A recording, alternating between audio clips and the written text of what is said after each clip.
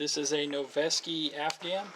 Has a 14.5 inch barrel with a permanently attached Surefire flash hider to make it 16 inches overall. Has a LaRue Tactical 13.2 inch rail on it. LMT soap mod stock. Troy Industries flip up buoys. Aimpoint Comp M2 with a LaRue Tactical mount. 3-power magnifier with another LaRue mount for it. Viking Tactics VTAC 2 multicam sling. A little bit different configuration than it's normally run in. It normally has a Tango Down battle grip on it. It has a Magpul Myad on it right now I'm playing around with. See how that ends up working out here. And it's got a Magpul AFG angled foregrip on it. Not really sure how I like that one right now. Just to mock it up, I ended up having to pull a whole bunch of rail panels off of the gun. I ended up having to pull the light and that mount setup off of it. Pretty much just take a little bit of a look at it. If you see these little wings that kind of wrap around the edge of it here, on the LaRue Tactical rail, it's a little bit thinner. And these contact right here, if you can kind of see, there's a gap in here where I kind of had to smack this on with a hammer to force it down between the rail panels. It kind of forced those out a little bit. And then it won't allow you to run a rail panel on either side or clamp a Viking Tactics light mount or anything, any other light mount for that matter, on there. I've seen these run on all kinds of different rifles, different rail setups, anything from LWRC to Daniel Defense, and their rails are offset a little bit wider, and it gives you more clearance to run a rail panel. You can run a Tango Down panel, Night, something like that, and it'll clear. Just on the LaRue Tactical itself, because of the low profile, it kind of hits right here. So without modifying it, I probably wouldn't run it in this configuration, because if you're grabbing the rifle up here, it'd be nice to have another panel up here to keep your hand away from the rail. Kind of handy to have my light on there. Not really digging it without a light on there right now. But I just put it on there to play with it, see how it is. How about shooting wise? Shooting it, it's pretty comfortable.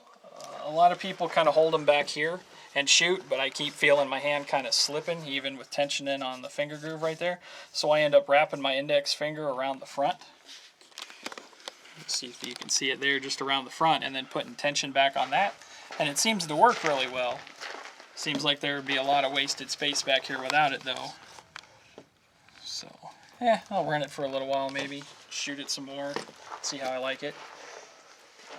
If I do end up keeping it, I will probably go in here with a Dremel tool and cut it along the edge of the rail, just to get those sections out of the way, which is actually how they designed the AFG2. I've seen pictures of them, and they're designed without that little wraparound wing right there. So should be a little bit better on their second generation. The Magpul Myad grip is working out pretty well.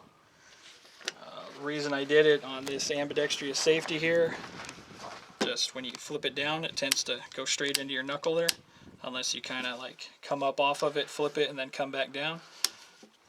So I figured a little bit thicker grip might kind of help space my hand away, and it's actually not as bad as on a Tango Down. We'll play with that for a while and see how it is. Knights, ambidextrous magazine release, Bravo Company, Mod 4 charging handle. Oh, it's got a Noveske QD receiver end plate on there. Kind of helps match with the rest of the Noveske rifle. Overall, what do you give this one as far as overall AR? 1 to 10.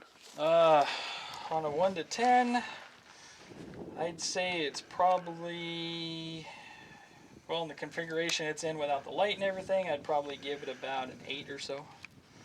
Assuming you had your AFG figured out with a light up there? Yeah, as soon as if that was all figured out where it was really comfortable and I could get the light mounted on there so it worked, I'd have to say I'd probably give it probably high 9, maybe a 10. Would be nice if the barrel was a little bit lighter profile, so it was a little bit lighter, but It's not that bad.